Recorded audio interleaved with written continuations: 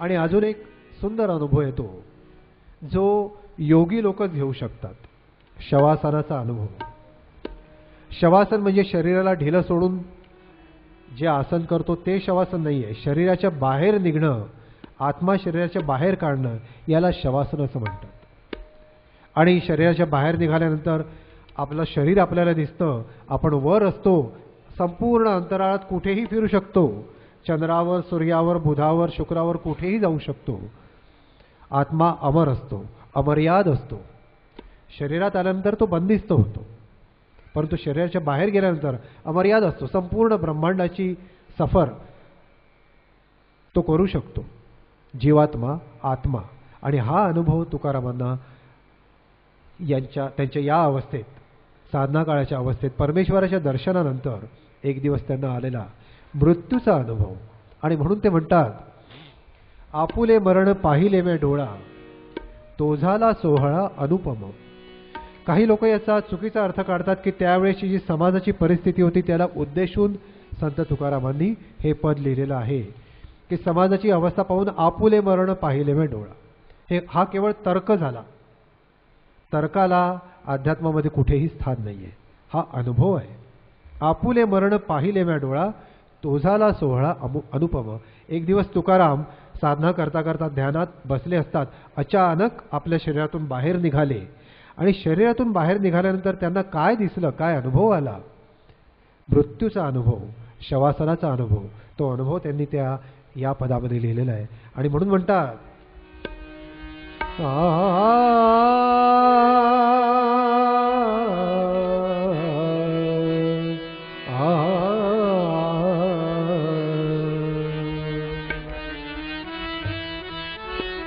आपुले मरण पाहिले न डोळा, आपुले मरण पाहिले न डोळा, तो झाला सोहळा, तो झाला सोहळा अनुपम, अनुपम,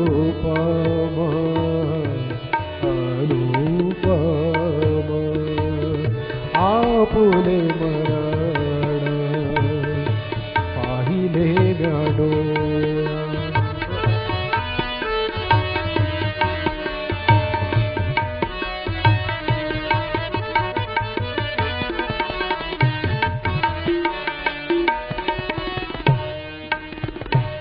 आनंदे दाटली तिन्ही त्रिभुवने, सर्वात्मकपणे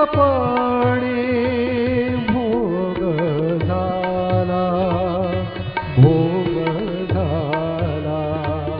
आपुले मरण पाहिले न डोळा, तो झाला सोहळा, तो झाला सोहळा अनुपम, अनुपम, अनुपम. आपुले मरण पाहिले न डोळा, पाहिले न डोळा, पाहिले न डोळा. एकदेशी होतो अहंकारे आथिला, त्याचा त्याग झाला सुकाळू हा. एकदेशी म्हणजे शरीरात.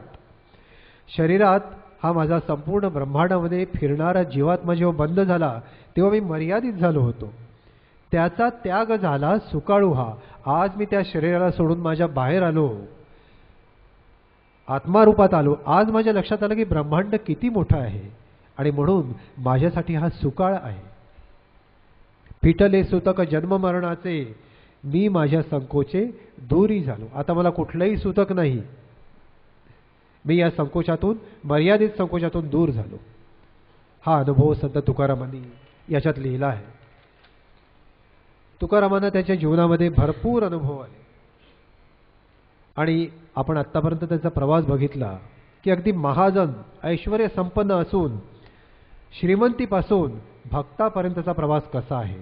संपूर्ण भौतिकदृष्ट्या दरिद्री झाले, परंतु आध्यात्मिकदृष्ट्या तेवढेच उच्च. ब्राह्मणांचे ब्राह्मण. मीराबाईचं सुद्धा असंच झालं होतं.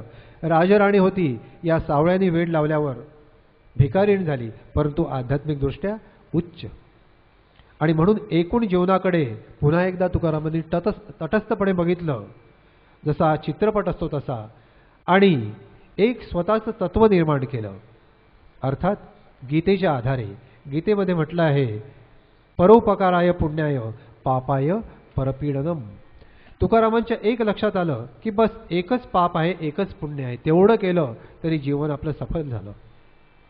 तेवढा एकच नियम प्रत्येकाने पाळावा. आणि म्हणून ते म्हणतात, पुण्य पर उपकार पापते परपीडा.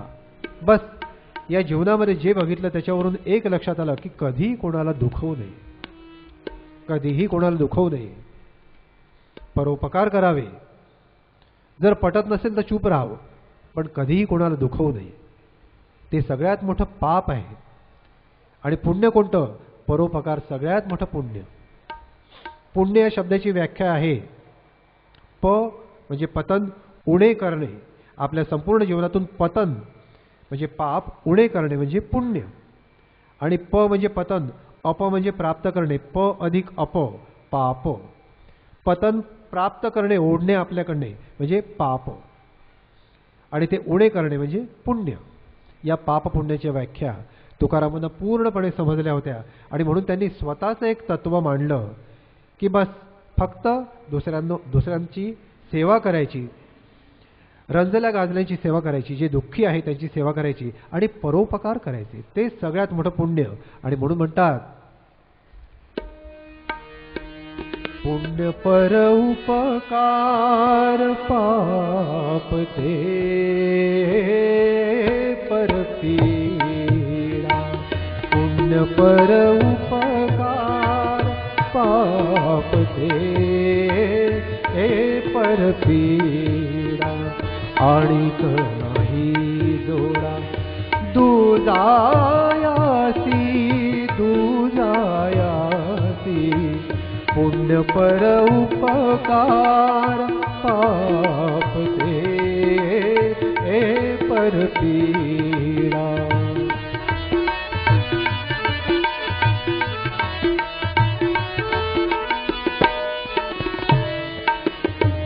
सत्य तोच धर्म, असत्य ते कर्म.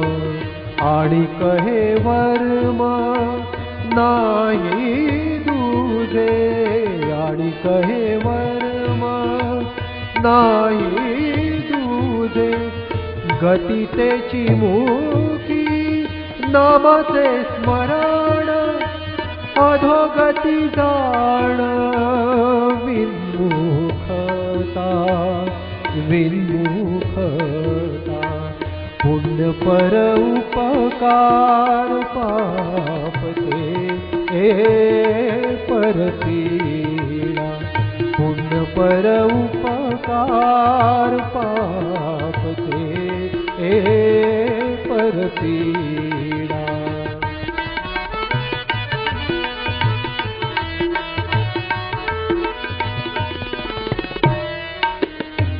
संतांचा संग तोची स्वर्गवास. नरक तो उदास अनर्गळ. तुका म्हणे उघडे आहे हित घात. जयाचे उचित करा तैसे करा तैसे. पुण्य पर उपकार पाप ते परपीडा.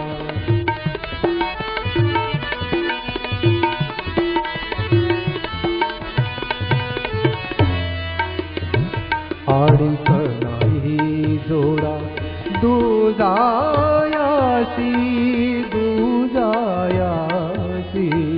पुण्य पर उपकार पाप ते परपीडा. पुण्य पर उपकार पाप ते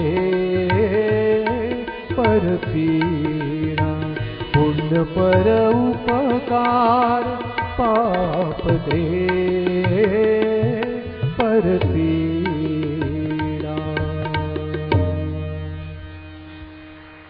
प्रत्येकाने हा जर नियम पाळला, पुण्य परोपकार, कोणाला कधी दुखवू नये आणि परोपकार करावं, तरी त्याचं जीवन सफल होईल. हा तुकारामांचा संदेश आहे आपल्या समाजाला. काळी तुकारामांचं जीवनाचं कार्य आता आटोपलं होतं. समाजाला जेवढं ज्ञान द्यायचं तेवढं झालं होतं, देऊन झालं होतं. समाजाला एवढं ज्ञान देऊन सुद्धा पुन्हा त्या अज्ञानाकडेच लोक वळत होते. जसं आज आमच्या सद्गुरूंचं मी इथे सांगतोय, 2 दिवस आपण लक्षात ठेवू. काही दिवसांनी पुन्हा सगळे लोक पुन्हा देखाव्याकडेच वळतात. मोठमोठे पोस्टर लागले, त्यांच्या प्रवचनाला जातात, खूप गर्दी करतात.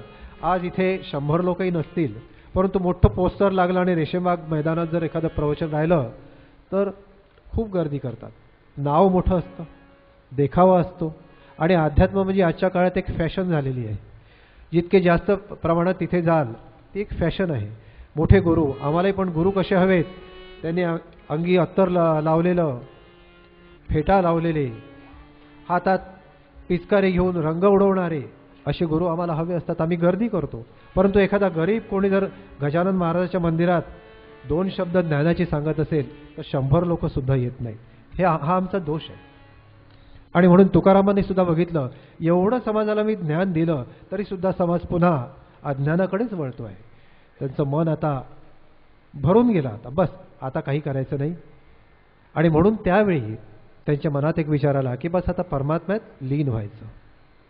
आणि म्हणून एका ठिकाणी ते म्हणतात, वयाची 40 त्यांना लागली होती. इसवी सन 1648 होतं. वयाचे 40 वर्ष पूर्ण झाले होते. 40 वर्ष म्हणजे काहीच नाही. मानवी आयुष्य 100 वर्षाचं. पण हे संत लोक त्यांचं कार्य आटोपलं की पटकीन निघून जातात. तुकाराम 40व्या वर्षी, ज्ञानदेव 21व्या वर्षीच गेले, 36व्या वर्षी आद्य शंकराचार्य गेले, स्वामी विवेकानंद, जे खरे संत असतात, कर्म आटोपलं, त्यांचं कार्य आटोपलं की चालले जातात. तुकारामांनी ठरवलं जे करायचं ते सगळं झालेलं आहे. सगळे अनुभव घेतले, चांगले वाईट सगळे अनुभव. तुकारामाचा छळ भरपूर झाला. एकदा त्यांच्या इतिहासात असं लिहिलं आहे, एकदा त्यांचे गध्यावरून सुद्धा धिंड काढली होती. एक सालू मालू नावाचे एक कीर्तनकार होते, तुकारामांचे पद चोरून स्वतःच्या नावावर ते खपवत होते त्याला. असंही झालं, बराच छळ झाला त्यांचा. सगळं सोसलं होतं तुकारामांनी. आणि म्हणून त्यांचं तत्व त्यांनी ठरवलं, पुण्य पर उपकार. आणि आता ठरवलं की बस झालं सगळं, आता परमेश्वरात लीन व्हायचं. आणि म्हणून शेवटच्या क्षणी ते म्हणतात, त्याच्या शेवटच्या काळात थोडं भैरवीचे स्वर, जोगियाचे स्वर,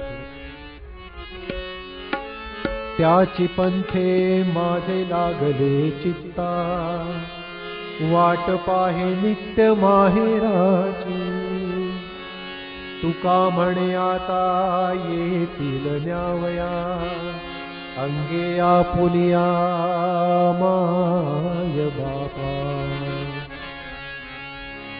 आणि म्हणून त्याच्या शेवटच्या काळात एकदा त्यांनी त्यांचे जे काही साधक होते त्यांना सांगितलं, सकळ ही माझी बोळवण करा, परतोनी घरा जावे, कर्मधर्म तुम्हा असावे कल्याण, घ्या माझे वचन आशीर्वाद. त्यांचा एवढा छळ केला होता समाजाने, परंतु जाताना सगळ्यांचं भलंच करून गेले. संत ज्ञानदेव सुद्धा पसायदानात सगळ्यांचं भलं व्हावं अशीच इच्छा करतात. त्यांचा छळ झाला होता तरी. फाल्गुन मध्य त्रयोदशीचा दिवस होता, इसवी सन 1648. तुकाराम आता पूर्णत्व आलं होतं. बस आता परमेश्वरात लीन व्हायचं होतं. दुपारचे 12 वाजले होते. घरून निघाले, विठ्ठल मंदिरात जायचं होतं. आणि आजचा दिवस त्यांच्यासाठी शेवटचा दिवस ठरणार होता कदाचित. विठ्ठल मंदिरात निघाले. निघण्याच्या पूर्वी आवलीला विचारलं. आवली ती बिचारी घरचे कामं करण्यात मग्न होती. आवले चलते का? चल कीर्तन करायचं आहे, भागवतावर कीर्तन करायचं, चल आज. प्रेमाने विचारलं. परंतु आवली संसारी स्त्री होती. तिने आपल्या भाषेत त्यांना उत्तर दिलं तुम्ही जावा की, अजून बरेच बरेच कामं आहेत की मला. तुम्हाला काय त्या काळतोंड्याच्या कीर्तनाला जाता, करा, माझी कामं आहेत. मुलाबाळांचं जेवण आहे तिच्या भाषेमध्ये. तुकाराम हसले. आता पूर्णत्व आलं होतं, परिपक्वता आली होती. हसले, घरून निघाले. आवलीकडे आपल्या संसाराकडे बघून घेतलं. विठ्ठल मंदिरात आले. भागवत पदाचा पहिला स्कंद घेतला. मंगलाचरण झालं आणि सगळ्या उपस्थित श्रोत्यांना